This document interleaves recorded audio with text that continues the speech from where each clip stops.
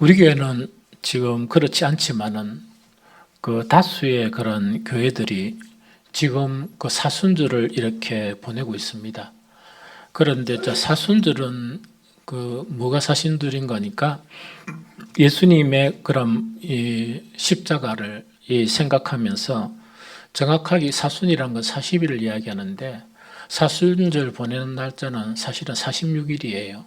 왜 46일인가 하니까 이 주일은 거기에 포함되지 않아요. 포함되지 않기 때문에 다 계산을 해보면 약 이제 46일을 의미하거든요.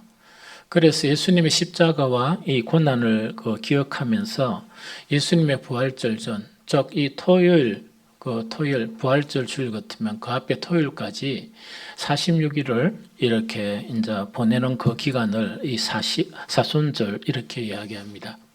그런데 각 시대마다 그 좀 이 상황이 다 다르거든요.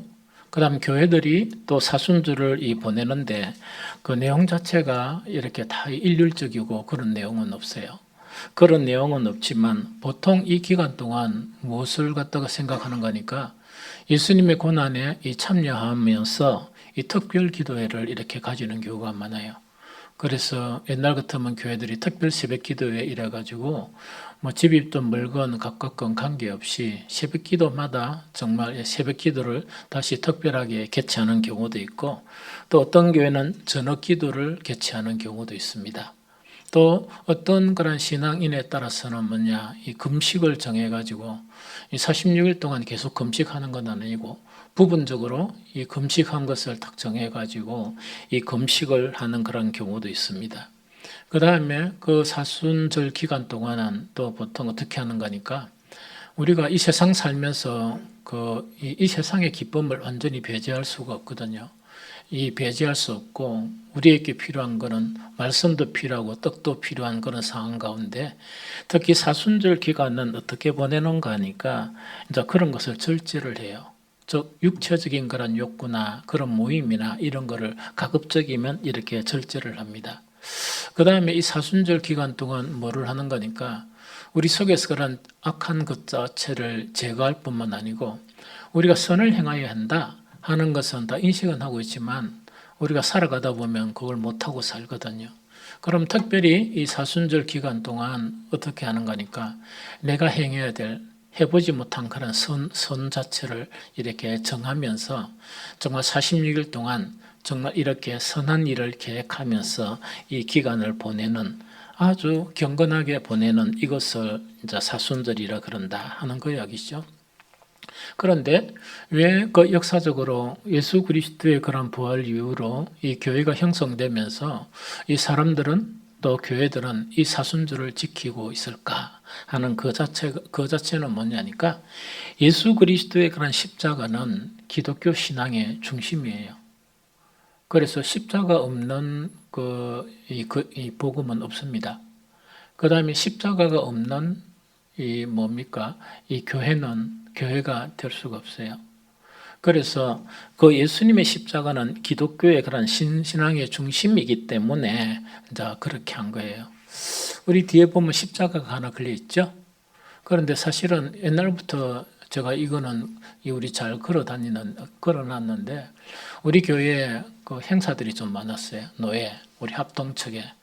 한 번은 뭐냐니까 임원들이나 이랬다고 와가지고 목사님 저 십자가는 총의 길이에 따라 가지고 십자가 거는 거를 금지한 것도 있습니다. 이래요.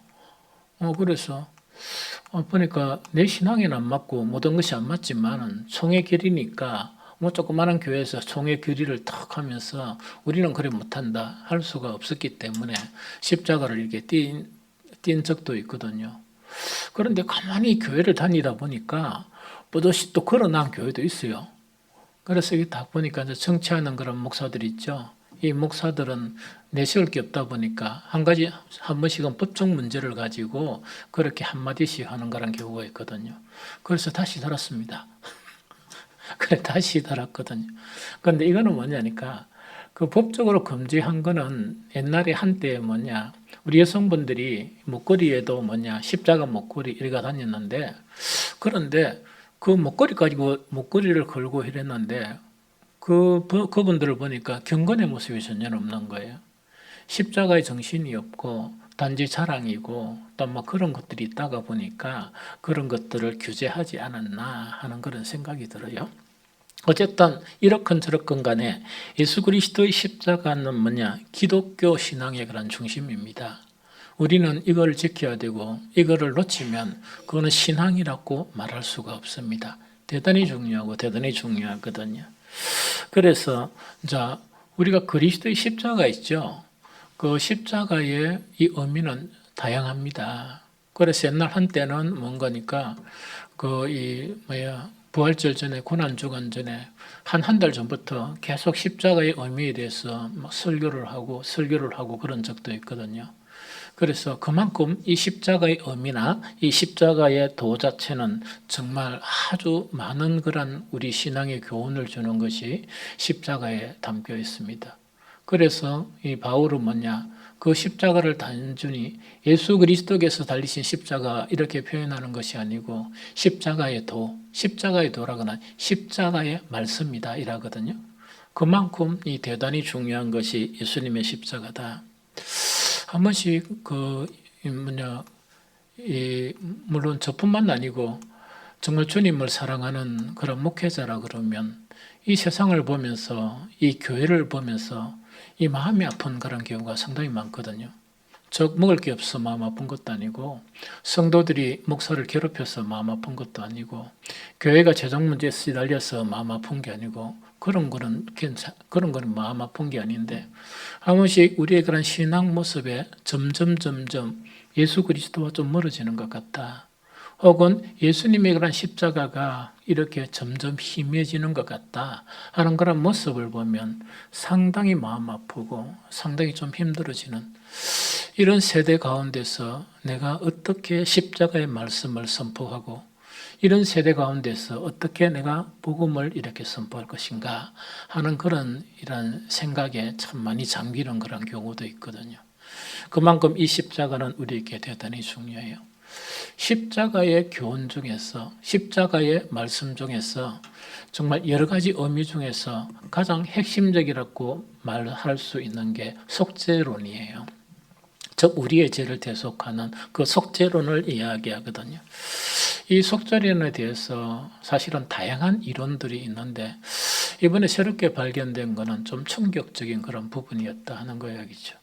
물론 신학의 발전 자체가 초기 신학에서부터 계속 발전적 성향을 지니고 있었지만 너무나 유명한 사람들이 초기에 정말 성경에나 있는데 왜 그런 깊은 의미를 이렇게 알지 못했을까 하는 그런 생각 가운데 이렇게 있었어요.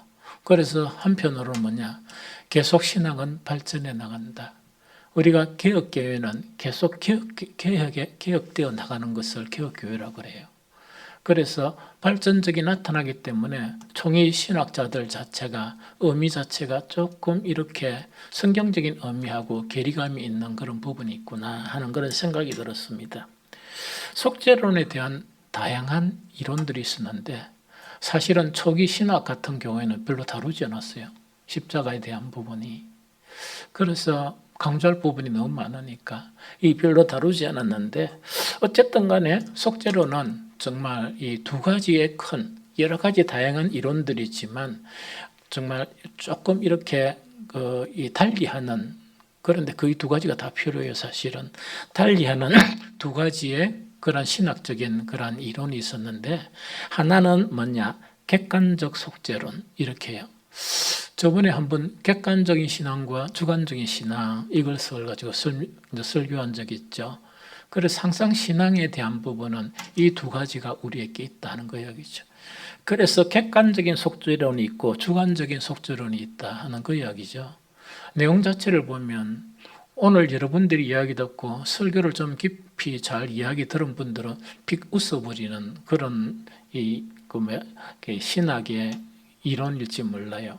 그러나 이런 글이 있는 것은 사실이거든요. 객관적 속죄론은 그 대표적인 신학자가 누구를 드느냐? 오리게네스를 듭니다. 오리게네스는 교부예요. 그래서 교부라는 거는 교부이라니까 잘 모르는데 그거는 이라 생각하면 돼요. 그 서기를 이야기하면 약 500년도 전까지는 교부 세대 이렇게 우리가 보통 봅니다. 그건 어떤 건가 하니까 예수님께서 이렇게 부활승천하시고 난 다음에 그때부터 예수 그리스도의 복음 자체가 이 30년경 이제 이후부터 막 30년 이후부터 이 전해진 것은 뭐냐니까 구전으로 전해진 복음이었어요. 그 당시에 주축을 이뤘던 이 복음 전하는 사람들이 누군가니까 사도들이었어요.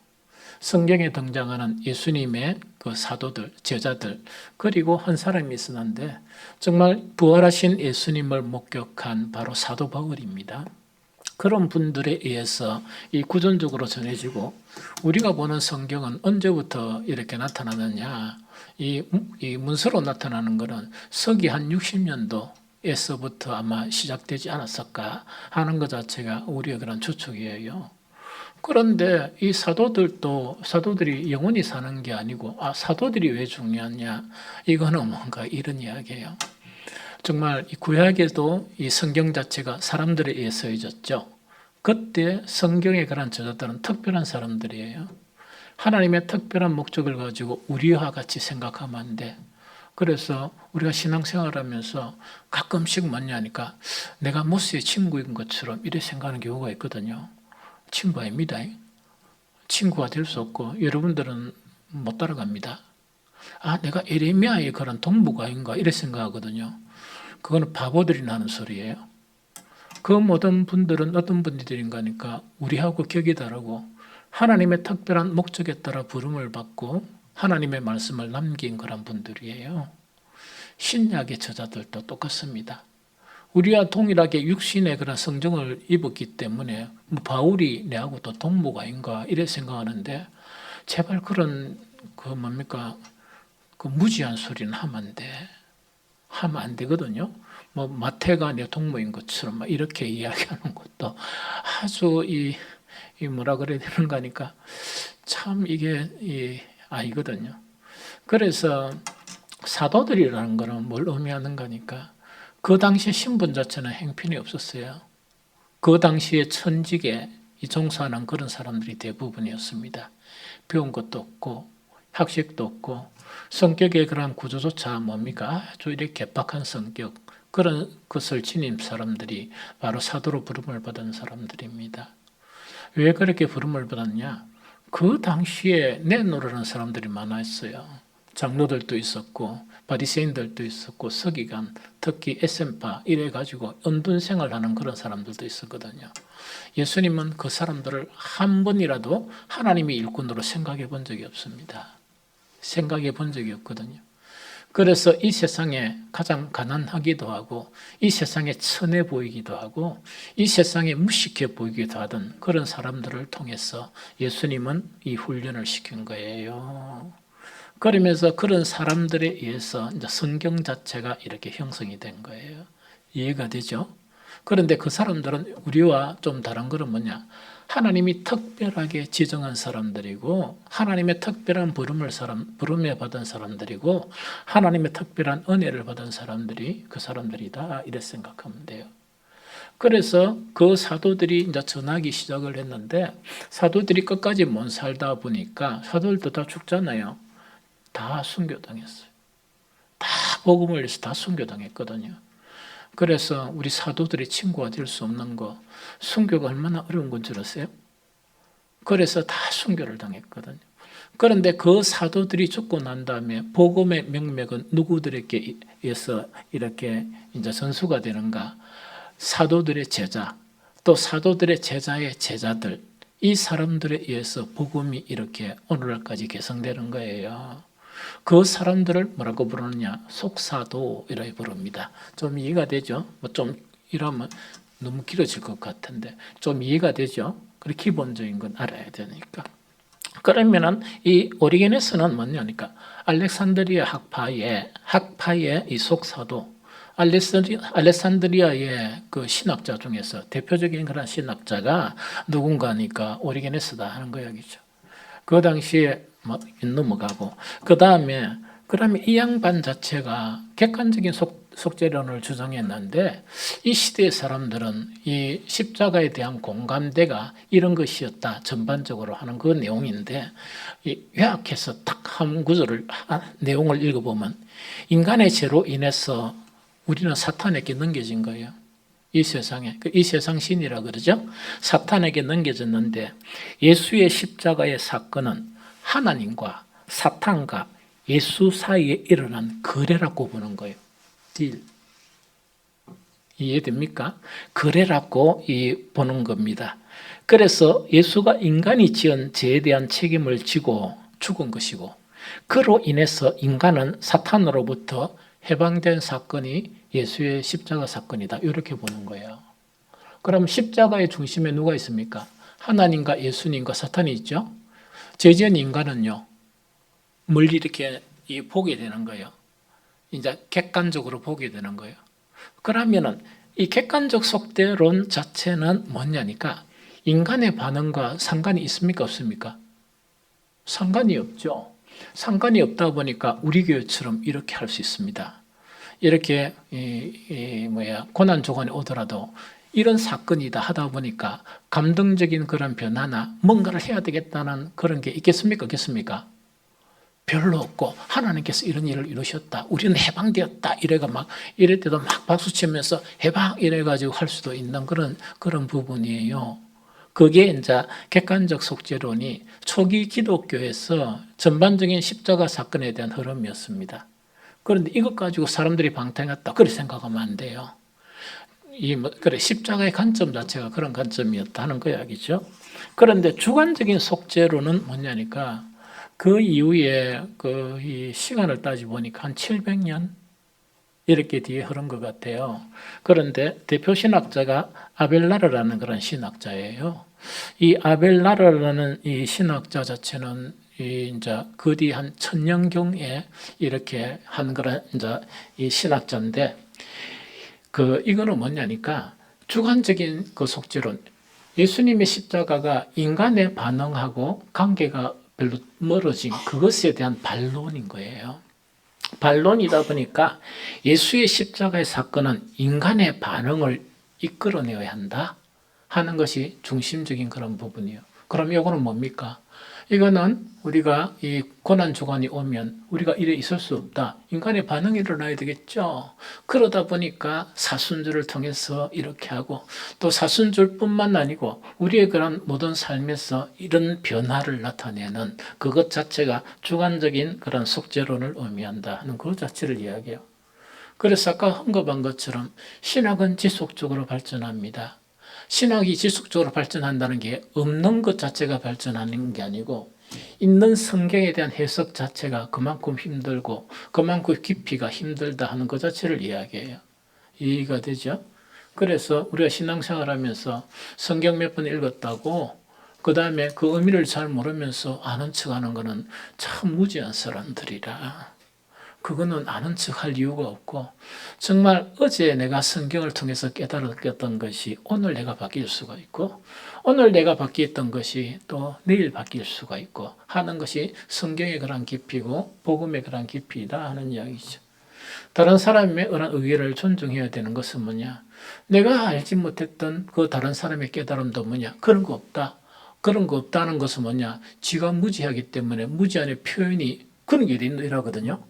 그래, 그런 반응은 그리스도인이 나타나면 안 됩니다. 항상 겸손한 그런 마음으로 그게 뭐고 하면서 생각을 해보고 또 생각을 해보고 하는 그런 습관을 가지는 것이 참 그리스도인으로 가는 좋은 그런 습관이 아닌가 하는 그 이야기죠. 성경적인 그리스도의 십자가는 어떤 것인가? 아까 잠깐 이야기했죠.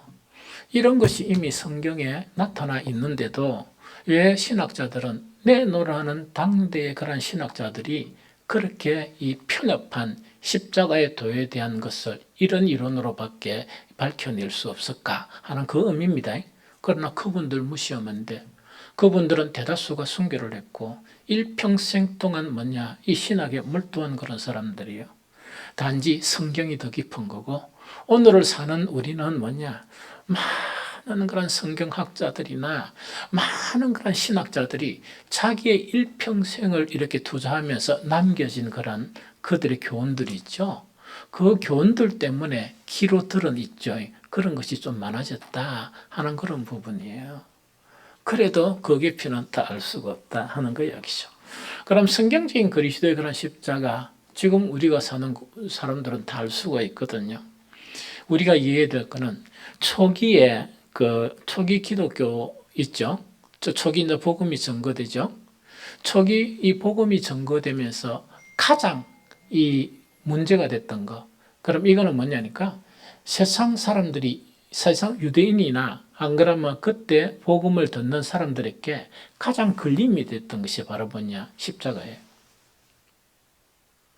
예수님이 십자가에 도 있죠. 그 십자가의 사건을 전해야 되죠. 전해야 되는데 우리가 전도하면 목사님 이게 방해되고 이게 방해되고 우리가 요걸 좀 바꾸고 저걸 바꾸고 막 이렇게 이야기할 때가 있거든요. 그때 가장 복음이 확장되고 사람들이 복음을 받아들이는데 이렇게 걸림이 된 것이, 큰 장애가 된 것이 바로 뭐냐? 예수님의 그런 십자가예요.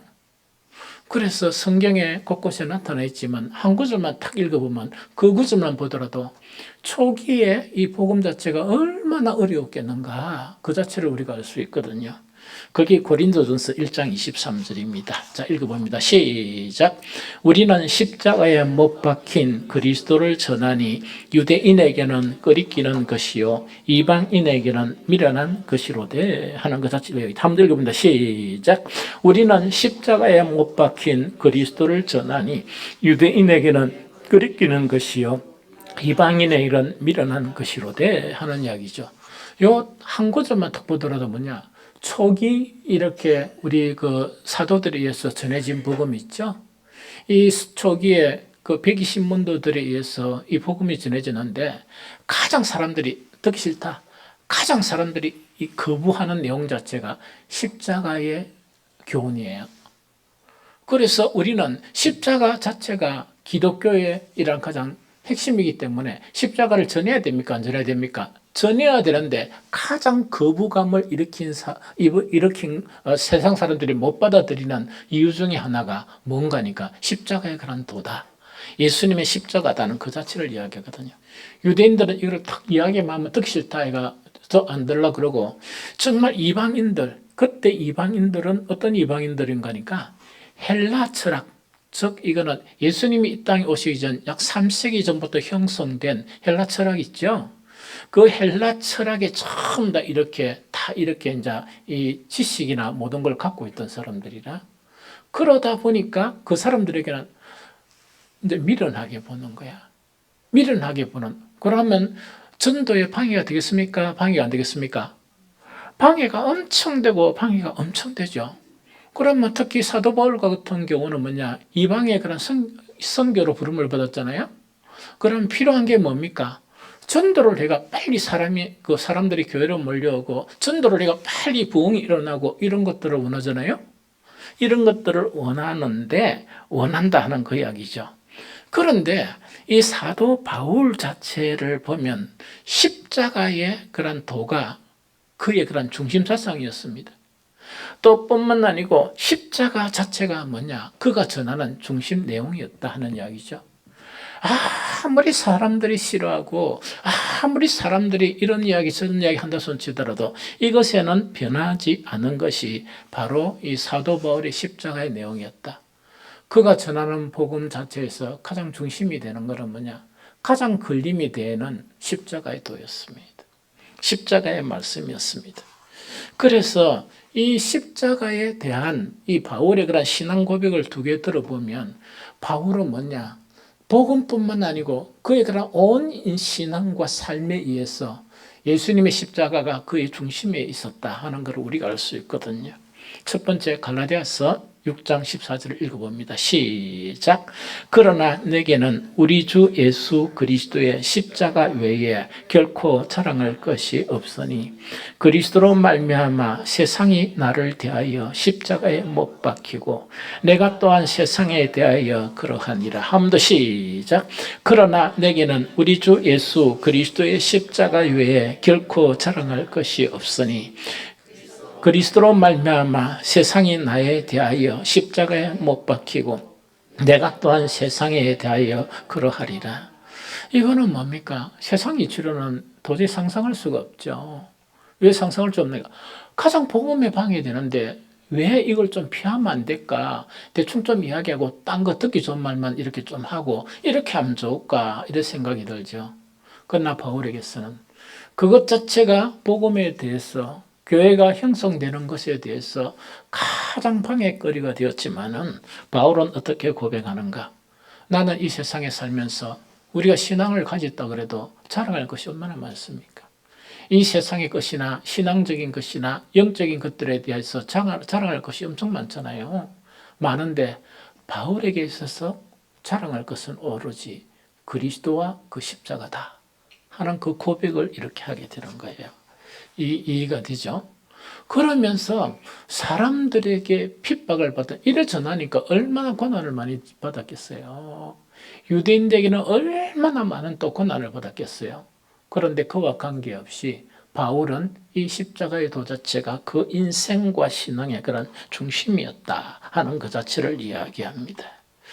그래서 이 바울이 이제 그 누구에게 또 한번 복음을 전하는가? 이 갇힌 상황 속에서 이 베소도 총독이 있죠. 총독 앞에서 이 복음을 십자가의 복음을 전하는 거예요. 그런데 베소도 총독이 뭐냐 성경에 보면 과음을 질렀어. 그냥 사근사근 이야기하는 거. 과음을 팍 지르면서 이 바울에게 과음을 치는데 뭐냐니까 바울아 네가 미쳤도다. 네 많은 학문이 너를 미치게 했구나. 그 이야기거든요. 이런 것 자체가 바로 뭐냐니까 바울이 전한 복음 자체가 육신의 그런 복음이 아니고 변질된 복음이 아니고 바로 그 중심에 우리 기독교의 신앙의 중심이 있는 십자가의 도, 즉 뭐냐니까 어떤 유대적인 그런 관점을 가진 사람에게는 너무나 바보 같은 그런 복음이고 유대 헬라적인 관점에서 유대적인 그런 관점에 보면은 뭐냐 정말 너무나 듣기 싫은 그거 자체가 십자가의 그런 복음이에요. 십자가의 말씀이거든요. 그런데 바울은 담대하게 전하다 보니까 이 반응은 숱한 이런 경험이 있었다는 이야기죠. 미친놈이다. 너는 미친놈인데 아는 건 엄청 많지만 그 아는 학문이 너를 미치게 만들었구나. 이것이 바로 바울이 당한 그런 내용들이었다 하는 그 이야기죠. 어쨌든 간에 바울은 뭐냐 이 미쳤다는 소리뿐만 아니고 이 십자가의 도가 정말 그에게는 그의 인생이나 그의 신앙에서 어떤 것을 가져왔느냐 그리스도로 말미암아 세상이 나를 대하여 십자가에 못 박히고 내가 또한 세상에 대하여 그러하니라. 세상이 바로 나를 십자가에 못 박고 나도 세상을 십자가에 못 박았다는 것은 뭐냐니까 이 세상 자체는 우리의 죄 때문에 누구한테 넘겨졌다? 사탄에게 넘겨진 거기 때문에 나는 이 세상을 십자가에 못 박고 이 세상도 나에 대해서 나를 어떻게 했느냐 십자가에 못 박는 인생이고 그런 신앙이었다. 참 행복하겠습니까? 힘들겠습니까? 이것이 바로 예수 그리스도의 그런 십자가의 성경적인 가르침이에요. 성경적인 가르침은 이 바울의 그런 고백을 보면서 이거는 그냥 바울이 당한 것입니다. 이런 내용이 아니고 너희도 그렇게 살아라는 그 이야기거든요. 너희들도 그것을 십자가의 도를 깨닫고 그렇게 복음 전하고 살아라 하는 것 자체가 이걸 이야기하거든요. 한 가지 더 바울의 그런 이 반응을 보면요. 이것도 뭐 충격적이죠. 고린도전서 2장 2절입니다. 고린도전서 2장 2절. 자, 시작. 내가 너희 중에서 예수 그리스도와 십자가에 못 박히신 것 외에는 아무것도 알지 아니하기로 작정하였습니다. 한 번 더 시작. 내가 너희 중에서 예수 그리스도와 그의 십자가에 못 박힌 것 외에는 아무것도 알지 아니하기로 작정하였습니다. 하는 그 이야기죠. 우리가 이 세상 살면서 복음을 전하면서 우리 속에 뭐냐? 지식이 있어야 된다 하는 그런 욕구가 있거든요. 그래서 이런 책 저런 책 보고 성경 이리 뒤비고 저리 뒤비고 이러거든요. 그런데 권면할 거는 너무 열심히 하지 마세요. 왜냐하니까 사람은 자기가 알고 싶은 것만 알려고 노력하고 또 자기가 그 좋아하는 것만 깊이 파게 되거든요. 그러면 그 노력 자체가 어떻게 되는가? 복음하고 괴리감이 있는, 즉 주님하고 점점 멀어지는 그런 결과를 가져옵니다. 그래서 겸손하게 뭐냐니까 이 목사가 별로 아무것도 아니지만 나는 하나님께서 여러분들에게 정말 하나님의 말씀을 가르치라고 세운 그런 주의 종이에요. 그래서 이것저것 많이 보지 말고 내가 가만히 생각하는 거는 목사가 설교하는 거 10분의 1만 실천하고 그것을 받아들이면 우수한 성도들이 될 것이다 하는 그런 분명한 확신을 가집니다. 그래서 어쨌든 우리는 뭔가니까 지식에 대한 욕구가 있거든요. 그런데 바울은요, 얼마나 어릴 때부터 그 다소에서 예루살렘까지 유학파예요. 유학을 받으면서 율법에 그런 율법을 이렇게 어릴 때부터 교육을 받았는데 그 도가 정말 아까 제 누굽니까? 그 베스도가 뭐라고 이야기합니까? 네 많은 학문 지식이라 이야기했죠. 그만큼 지식적인 부분이 우리는 따라가지를 못합니다. 감히 범접할 수 없는 그런 지식이에요. 이해됩니까? 숱한 바울 이후에 그런 신학자들이 뭔가니까 이 바울이 주님과 합일이란 즉 주님만에 거하는 그런 내용이 있죠. 교회론이나 이런 것 자체를 갖다가 이렇게 이해하는데 바울 신학이라고 별도로 이렇게 생겼습니다. 생겼는데 숱한 그런 연구 자료들이 이렇게 나왔지만은 시원하게 우리를 이해하게 하는 그런 내용들은 별로 없어요. 그만큼 바울의 지식의 경지가 너무나 높았다는 그 자체를 이야기해요. 이해가 되죠? 그런데 이 바울 자체가 그런 지식의 소유자면서도 뭔가니까 내가 추구하는 지식의 하나는 십자가의 지식이다. 나는 예수 그리스도와 그 십자가 외에는 아무것도 알지 않으려고 나는 확정을 한 사람이다 하는 그 이야기죠. 이것이 바로 뭔가니까 우리도 그 십자가에 대한 바울의 반응이 바울뿐만 아니고 우리도 멀리 하던 그 십자가 있죠. 이 십자가 자체는 신앙의 타락을 의미합니다. 점점 그 십자가와 멀어진다는 것은 뭐냐니까 신앙 자체가 잘못되어 가고 있다는 그거 자체를 증거하는 게 바로 그런 부분이다 하는 것 자체를 이야기합니다. 그러면은 우리가 이제 우리의 현실에 다시 돌아와요. 우리의 현실, 즉 고난주간이 다가오거든요. 이 떡 다가오는데 우리는 사순절을 지킵니까? 안 지킵니까? 목사님이 계획하면 따라가지요. 하자고 했던 거네. 여러 가지 반응이 있지만 사순절을 안 지키는 거예요.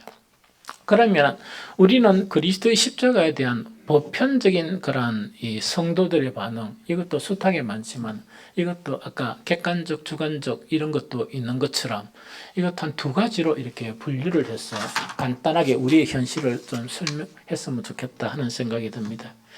교회마다 성경을 받아들이는 것은 다양해요. 또 교회마다 성경을 이해하고 해석을 하면서 뭔가를 이렇게 행해나가는 그것도 상당히 다양해요. 그래서 그 다양한 것은 목사는 1차적으로 그 자체를 참 더 존중해요. 그래서 목사님들이 만나가 우리는 이렇게 하고 저렇게 하고 하면 항상 귀를 기울입니다. 귀를 기울이면서 그것을 우리 교회에 현실적으로 도입할 수 있을 것인가 하는 것을 고민을 하게 돼요. 그러면 도입 안 하는 것은 뭐냐? 도입하는 것보다 도입 안 하는 것이 더 유익이 있다. 왜? 도입을 해버리면 탈날 수가 있다. 왜냐니까 그것을 할 수 있는 상황이 아닌데 목사가 강요를 해버리면 항상 뒤탈이 생기거든요. 그래서 이제 그런 부분이 계속 있거든요. 목사가 가끔씩 결핍을 느끼는 게 있습니다. 결핍을 느낀다는 것은 뭐냐? 우리도 이 교회를 이렇게 계속 이렇게 해가면서 언젠가는 이런 것들을 우리가 하는 것 외에 이런 것들을 했으면 좋겠다 하는 그것들이 좀 있어요. 첫 번째는 뭐냐니까 사순절이에요. 지금 이야기하는. 그런데 가장 간절하는 것은 사순절이에요. 이 사순절을 갖다가 우리 전 교인들하고 이렇게 함께 하고 싶은데 옛날에 그럴 때가 좀 있었습니다. 며칠간인가 모르지만 특별 새벽 기도회 또 하고 이랬거든요. 그래서 뭐 그때 뭐 다 참여는 못 했어요. 다 참여 못하고 막 이랬는데 그것도 막 목사가 마음이 뜨거워가지고 이 정도는 해야 안 되겠느냐 막 그것도 하고 이랬거든요. 내려놨습니다. 왜냐니까 뭐 특별 새벽 기도회 하면 특별이라는 것 자체가 안 부끄러워야 되잖아. 그럼 뭐 내가 그 사람이고 그 사람이고 이러다 보니까 그것을 겸손한 마음으로 이렇게 내어놨어요. 그것뿐만 아니고 금식이나 또 특별 그런 이 일들, 우리 교회에서 행하지 못한 그런 어떤 선한 일을 계획하고 이렇게 하려고 하니까 여러분들이 지금 신앙생활 하는 것도 좀 벅차죠? 벅찬 거다가 목사가 짐을, 선한 일이라 그 짐을 이렇게 옮겨 나오면 누가 견딜 수 있을 것인가 하는 그런 생각을 가끔씩 하게 되는 거예요. 그런데 목사의 소원은 뭐냐? 우리가 더 큰 은혜의 그런 충만함을 받았어. 언젠가는 사순절을 이렇게 지켰으면 좋겠다. 그런데 다른 교회에서 하는 그런 형식적인 부분보다 실질적인 사순절을 지켰으면 좋겠다 하는 그런 강한 바람이 들어요. 그런데 오늘 설교 듣고 여러분들 도전받아가 내년에 있죠. 목사님 우리도 합시다 하면 절대로 목사는 안 머무르고 해봅니다. 성도들이 요청하는데 문제가 있더라도 해야지 이런 생각을 하게 되거든요. 두 번째는 뭐냐? 우리 교회는 맥주 감사들을 지키지 않아요. 그래서 추수 감사들만 지키거든요. 그래서 한 번씩 목사들 모임에 가면 뭐냐? 맥주 감사 들고 목사님 했죠? 하면 아니요 이랍니다. 우리는 못합니다. 그 왜요? 하면 우리 교회가 몇 년 됐습니까? 우리는 그 감사 1년에 한 번 하는 것도 충분합니다. 근데 두 번까지 하면은 힘들지 않겠느냐 하는 그런 관점이거든요. 그러나 감사라는 것은 신앙의 가장 높은 경지에 하는 사람들이 감사해요. 그런데 우리 감사절에가 뭐 추수감사 헌금 드리는 거 있죠? 제발 거기서 탈피해야 돼. 그건 아무것도 아니에요. 그건 아무것도 아니거든요. 그걸 가지고 이 주님께 감사한다 그러면 그거는 추수감사가 아니고 우리 한번 특별한 헌금하는 날 이렇게 하면 딱 맞겠다는 생각이 들어요.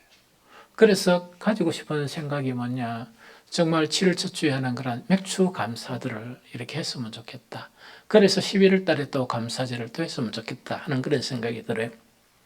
그 다음에 하나가 뭔가니까 이 대강절이에요. 대강절 우리 교회 한번 했습니다. 2년 했는데 아무도 모르죠. 예수님께서 하신 일 중에서 가장 충격적인 일이 두 가지예요. 하나는 감히 인간의 몸을 입지 못할 예수님께서 천하디 천한 자기 비하를 하면서 우리와 같은 사람이 되셨다. 그게 성탄절의 의미예요. 그래서 이게 대강절이라 그러는데 이것도 성탄절 바로 4주 전부터 이 대강절을 이렇게 지키는 거예요. 그 내용 자체도 꼭 같은 내용은 아니지만은 거기도 뭔가니까 금식이 있고 특별 기도가 있고 거기도 특별 행사가 있고 막 이걸 갖다가 이 예수님 오신 날을 이렇게 하면서 성탄절을 맞기 위한 그 준비 작업을 4주 동안 하는 거예요. 이때도 뭔가니까 우리는 겉에 게 뭐냐, 촛불 있죠, 촛불. 색깔별로 거주마다 의미 있는 촛불을 이래 하면서 이 설교하기도 하고 그랬거든요. 그러다 목사가 내려놨습니다. 왜 내려놨느냐? 그거 의식하기 위한 대강절이 아니거든요. 진정하게 예수님을 기다리는 성탄절을 기다리는 그 성탄절은 뭐냐니까 예수 그리스도의 그런 이 다시 오시마 약속했던 그것을 간절히 사모하는 그 기다림이 있어야 대강절을 지킬 수가 있습니다. 안 그러면 형식적으로 촛불만 바꾸고 이런 거 있죠. 그 다음에 이런 것만 하다가 맞춰버리거든요. 그래서 그래도 뭐냐 이걸 좀 하고 싶다 하는 그런 생각을 이래 하는 거예요. 이러다 보니까 이랬다 하다 보니까 여러분들 생각은 목사님이 이런 거 안 했다고 우리를 오늘 책망하려고 마음을 작정했구나 이야기죠. 왜? 아무것도 안 하니까. 그런데 그런 건 아니에요. 그런 건 아니거든요. 우리가 사순절이나 정말 모든 것을 받아들이는 그 자체는 뭐냐? 두 가지 반응 자체가 이렇게 공존을 하게 돼요. 그게 한 가지는 뭐냐? 감성적인 반응이에요. 감성적인 반응. 그러면 감성적인 반응은 보통 이거는 감성적인 반응이 있는데 이거는 사람의 성격에 따라 좀 달라져요. 그래서 감성적인 반응은 예수님의 특히 사순절을 같으면 예수님의 순환을 생각하면서 나도 그 고난에 동참하기 위해서 아까 이야기했죠. 특별 기도도 하고 금식도 안 해볼란다. 그 다음에 보통 금식을 하면서 이 아름다운 금식이 그때 바깥계사례가 그걸 이제 헌금을 하는 거예요. 어떤 헌금, 구제 헌금을 딱 하면 목사는 그걸 탁 모아놓고 어려운 사람들에게 그걸 전달하는 거예요. 너무 아름답죠. 그래서 이런 거 탄다는 거지. 그래서 이런 거를 하는 거예요. 그래서 이 감성적인 그런 반응, 이를 나타내거든요. 그러면서 내가 살아가면서 이렇게 습관적으로 하는 이 말이나 악한 행동이나 이걸 차지하는 거예요. 그러면서 선을 행하기도 하고 이러거든요. 그리고 주님 앞에 놓을 때, 사순절에는 뭐냐, 모습이 좀 달라요. 평소 하던 모습이 아니고 뭐냐, 머리를 조아리고 이 가슴을 치는데 막 손가락 치고 들어온다는 게 아니고 막 가슴 아파하면서 나오기도 한다는 이야기죠. 이것이 정말 이 감성적인 반응인데 이 감성적인 반응이 우리가 보기에는 과하다 할지라도 예수님의 십자가의 사건에 대한 반응치고는 과한 게 아무것도 없습니다. 그게 더하고 더하고 더해도 부족합니다. 이게 이제 그런데 이거는 이 감성적인 반응을 일으키는 사람들이 있습니다. 그래서 우리 교회도 사실 질문을 해보려고 그랬어요. 혹시 사순절에 참여하는 성도가 있느냐? 손 안 들어보라 이렇게 알려 있었는데 혹시 아무도 안 들면 이상하잖아. 우리 교회는 감성 자체가 없는가 보다. 이러면 좀 곤란하니까. 그러나 이게 이제 감성적인 반응이에요. 그런데 이 감성적인 반응 자체에서 조금 이렇게 반향을 일으키는 이 이제 성향들이 있습니다. 이 성향들은 뭐냐? 이성적이고 의지적인 방향을 나타내는 거예요. 그렇게 감성은 이 표현이 잘 안 되는데 이성적이고 의지적인 반응이에요. 사람에 따라 감성적인 면이 약한 사람들이 있거든요. 그런데 우리 교회는 가만히 보니까 감성적인 부분이 좀 대대로 좀 취약해요. 취약하거든요. 그래서 이런 사람들에게는 이성적이고 의지적인 그런 반응이 좀 많이 나타나거든요. 그래서 우리 교회 딱 보면 찬양 인도하는 것도 보면 막 뜨겁고 열정적으로 그런 게 없습니다. 찬욱이가 수요일 함식 그런 거 했는데 찬욱이 된데 뭐 수월가가 뭐 훈련받아 버리고 막 이러거든. 그런데 자관 그런 사람도 있고 이런 사람도 있고 하는 그 이야기거든. 그래서 이성적이고 의지적인 반응은 이런 사람들에게는 이게 뭔가니까 그리스도의 그런 십자가에 대한 객관적 속죄론에 대해서 조금 이렇게 안 하는 거예요. 안 하지만은 머물러 있는 것이 그래서 이거는 뭐냐니까 감성적으로 막 표현하다 보니까 겉으로 보기에는 뭐냐 이 양반들은 객관적인 속죄는 방관하는 자들이구나. 즉 십자가 사건은 하나님과 예수님과 사탄의 그런 이 거래구나. 이러 보면 뭐 별로 뭡니까 이렇게 할 필요가 없잖아요. 이런 사람으로 오해받기가 쉬워요. 그러나 실질적으로 이성적이고 의지적인 반응은 그렇지 않습니다. 때로는 감성적인 반응보다 실제적으로는 더 뜨겁고 감성적인 반응보다 더 아름다운 그런 것을 나타낼 수가 있습니다. 그 다음에 성경 한 구절을 보면 이런 거예요. 로마서 14장 7절 8절을 읽어봅니다. 자, 시작. 우리 중에 누구든지 자기를 위하여 사는 자가 없고 자기를 위하여 죽는 자도 없도다. 우리가 살아도 주를 위하여 살고 죽어도 주를 위하여 죽나니 그러므로 사나 죽으나 우리가 주의 것이로다. 이 사람들은 보통 어떤 반응을 나타내는 거니까 감성적인 부분은 없고 신앙의 그런 순간순간 삶의 순간순간 뭡니까? 예수님의 그런 십자가가 뭐라고요? 나를 위한 십자가죠. 내 죄를 위해서 죽었으니까 내가 그러면 지금 다시 살았다 그러면 내 주인은 납니까? 예수님입니까? 예수님이죠.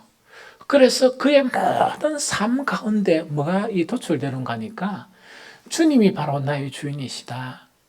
그러고 주님을 위해서 나는 살아야 된다 하는 그 자체가 나타나면서 실제로 그래서 하는 거예요. 그래서 이런 사람들 자체는 교회에 이렇게 보면 감성적인 사람들은 뭡니까? 교회 일을 하다가 막 이렇게 막 이런 일 저런 일이 있을 수 있죠.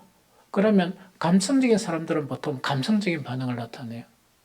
그러나 의지적이고 그 다음에 이성적인 사람은요. 교회 일을 하다가 욕도 먹고 오해도 받고 이래도 그걸 나타내 보이지 않습니다. 나타내 보이지 않고 뭐냐? 나는 욕 먹어도 산 사람이다. 예수님의 십자가는 얼마나 정말 그런 십자가를 지셨느냐.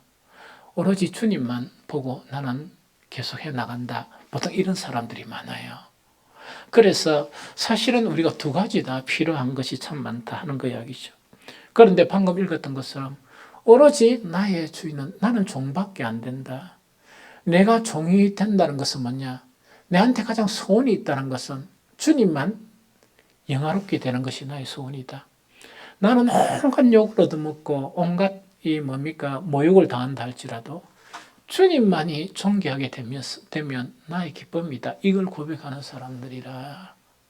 그러면 감성적인 것보다 어느 때는 엄청 다르죠. 강한 그런 면이기도 하죠. 그래서 우리는 정말 이런 그런 십자가의 도를 깨닫게 되면 뭔가니까 참으로 의미 있는 그런 신앙생활을 하지 않을까 하는 그런 생각이 듭니다. 마지막으로 이것만 하고 오늘 본문에 가르치는 십자가에 대한 아름다운 교훈이에요. 본문에 나타난 십자가에 대한 아름다운 교훈이거든요. 타락한 인간 있죠. 타락한 인간이 가장 큰 문제는 여러 가지 문제가 다 있죠. 문제 중에서 가장 큰 문제라고 할 수 있는 것은 바로 뭐냐? 우리를 창조하신, 우리를 만드신 하나님에 대한 무지. 이게 너무 깊은 거예요. 하나님을 너무 모르는 거야. 이것이 뭐냐니까 우리 인간, 타락한 인간에 대해서 가장 심각한 그런 문제예요. 그런데 그 중에서 더 심각한 것은 뭔가니까 우리의 창조주 하나님께서 우리를, 안 그러면 나를 어떤 사랑으로 사랑하시는가 하는 그것에 대한 인식이 없다는 거거든. 이것이 뭐냐? 우리 인간 자체가 얼마나 이 타락한 인간이 얼마나 하나님에 대해서 문제가 있는가. 그 문제 중에서 하나는 하나님 자체에 무지하고 한 가지는 뭡니까? 하나님이 어떤 사랑으로 우리를 사랑하셨냐. 거기에 대한 너무나 인식 자체가 없는 거예요. 그래서 사무씩 사랑을 이야기하면서 신앙생활 하는 거나 보면 그 사랑이 아무것도 없습니다. 깨달음이 없어. 아무리 오래 신앙생활하고 잘한다 할지라도 그런 사랑이 있다면 절대로 그런 반응을 못 나타내거든. 그런 수치스러운 반응을 못 나타내거든요. 그런데 뻑하면 나타내고 뻑하면 나타내고 이러다 보니까 그거는 우리가 보더라도 뭐냐니까 그런 무지에서 깨어나게 되면 오해되는 거니까 정말 우리는 참 더 좋을 수 있을 것 같다 하는 생각이 듭니다. 그래서 이 무지가 성경에서는 얼마나 크게 다루느냐 이 내용을 알아야 되거든요. 마지막 선지자가 누굽니까? 말라기죠. 마지막 선지자의 말라기를 통해서 하나님은 이스라엘 민족은 자기가 하나님이 선택하신 민족이라 그 선택하신 민족인 이 이스라엘에 대해서 말라기 선지자 이후에 선지자가 안 옵니다. 선지자가 없어져 버리거든요. 그러면서 정말 하나님은 말라기 선지자를 통해서 그 선민에 대해서 마지막 가장 아픈 그런 것을 말씀하시는 거예요. 그 말씀이 바로 뭐냐? 말라기서 1장 2절입니다. 같이 읽어봅니다. 시작. 여호와께서 이르시되 내가 너희를 사랑하였노라 하나 너희는 이르기를 주께서 어떻게 우리를 사랑하셨나이까 하는도다. 한 번 더 시작. 여호와께서 이르시되 내가 너희를 사랑하였노라 하나 너희는 이르기를 주께서 어떻게 우리를 사랑하셨나이까 하는도다. 이게 우리의 문제입니다. 그런데 이것이 비단 이 선민인 유대인에게만 문제였는가? 그건 아니에요. 오늘을 사는 우리에게도 가장 큰 문제가 여전히 하나님에 대해서 너무 무지한 거예요. 무지하다가 보니까 그 무지를 탈피하는 길은 성령을 의뢰해야 되거든요. 그런데 성령을 의뢰하지 않고 자기를 의뢰하는 거예요. 그래서 이 무지가 점점 깊어지고 또 그것뿐만 아니고 특별히 하나님께서 우리가 이처럼 우리를 사랑하셨다 하는 말을 가지고 전도는 해요. 그런데 어느만큼 이것에 대한 인식이 없는가? 헛된 그런 말인가 하니까 하나님께서 어떻게 니를 위해서 어떻게 사랑하셨는가? 거기에 대해서 인식이 없는 거예요. 그러니까 하나님 편에서 얼마나 답답하겠습니까? 한 게 아무것도 아닌 인간, 주의 종에 불과한 이 주의 종의이란 이 관점에도 보니까 그런 사랑에 대한 인식이 없는데 하물며 하나님이 보시면 얼마나 답답하실까 하는 그런 생각이 들거든요. 어쨌든 간에 십자가의 도가 이거는 타락한 인간의 그런 무지를 깨뜨리는 그런 내용이 내포되어 있는데 그것이 오늘 본문 우리가 아직 죄인 되었을 때 그리스도께서 우리를 위하여 죽으심으로 하나님께서 우리에 대한 사랑을 확정하셨다. 이거는 하나님이 하신 말씀은 다 진리인데 하나님께서 확실히 증명해 주신 사건 자체가 어떤 사건인가? 예수 그리스도의 그런 십자가입니다. 그래서 우리는 사순주를 지키지도 않고 그 다음에 이제 이번 주 지나고 다음 주일날 정료주일이에요. 목사는 특별한 계획 없습니다. 단지 주일 설교할 때 뭔가니까 오늘은 십자가에 대한 것을 이런 부분으로 이해하시겠다면 다음 주에는 십자가의 의미가 무엇이냐 하는 것도 여러 가지 중에 딱 두 가지만 이렇게 설교를 하고 예배를 마치고 그 다음에 성찬식을 이렇게 할 그런 예정이에요. 이번 이 사순절 기간 우리는 특별 행사가 없는 그런 가운데 있지만 행사를 하고 안 하고 우리가 감정에 좀 충실한 사람이고 이성에 좀 충실한 사람이고 그와 관계없습니다. 그래서 이번 그 사순절을 통해서 또 이번 고난주간을 통해서 우리가 무지 자체가 조금 깨떨어진다면 우리는 의미 있는 사순절을 보낼 수 있고 그 사순절을 통해서 우리는 우리의 신앙 자체가 하나님의 기쁨이 되는 그런 신앙으로 나아갈 수 있습니다. 십자가 사건 자체가 영적인 깨달음이 없이는 불가능합니다. 인간의 얄팍한 감정, 인간의 정말 주님이 보시기에는 없는 듯 하는 그런 믿음 있죠? 그런 것 가지고 정말 주님의 그런 십자가를 의미를 안다는 것은 불가능합니다. 그래서 이번 사순절을 통해서 우리는 겸손한 마음으로 주님 앞에 나아가야 됩니다. 정말 감히 얼굴을 들지 못하고 저는 도저히 구제받을 수 없는 그런 인간이었고 하나님의 은혜가 아니면 예배 드릴 수조차 없는 인간이었습니다. 하는 그런 고백이 우리의 내면 속에서 일어나며 정말 조금이라도 하나님의 사랑을 깨닫게 되는 그렇게 된다 그러면 우리는 의미 있는 사순절을 보내게 될 것이다 하는 생각이 듭니다. 이런 복이 저와 여러분들에게 임하시기를 이제는 주님 앞에 더 이상 부끄럽지 않게 살아가기를 우리 성도들이 보는 앞에서도 더 부끄러움이 되지 않도록 우리는 참 성도처럼 살아가는 저와 여러분들이 되시기를 예수 그리스도 이름으로 축복합니다.